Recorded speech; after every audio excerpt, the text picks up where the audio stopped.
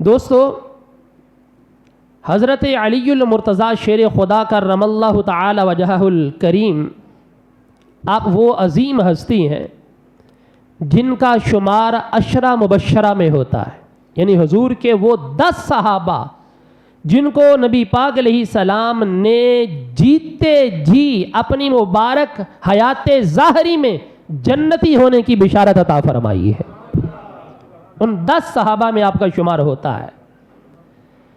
اور حضرت علی رضی اللہ عنہ وہ عظیم ہستی ہیں جن کا شمار بدری صحابہ میں بھی ہوتا ہے، آپ داماد رسول ہونے کا اعزاز بھی رکھتے ہیں، اور آپ کے مناقب میں قرآن کی بہت ساری آیات ہیں اور احادیث نبویہ بھی آپ کے بارے میں بولتی ہیں۔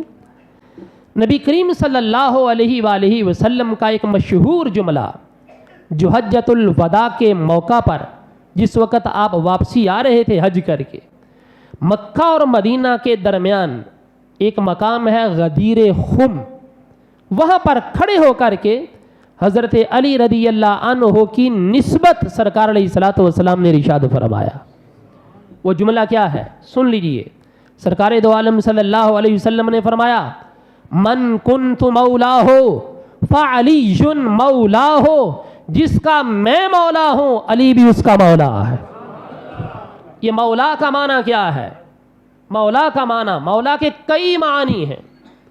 قرآن کے اندر مولا کا معنی محبوب کے معنی میں بھی استعمال ہوا ہے، دوست کے معنی میں بھی استعمال ہوا ہے، مددگار کے معنی میں بھی استعمال ہوا ہے۔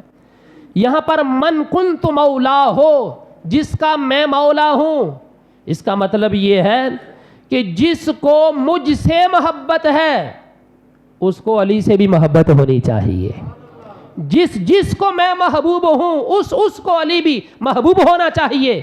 جس کو میں تو محبوب ہوں لیکن علی محبوب نہ ہو، اس کا ایمان معتبر ہوگا نہیں۔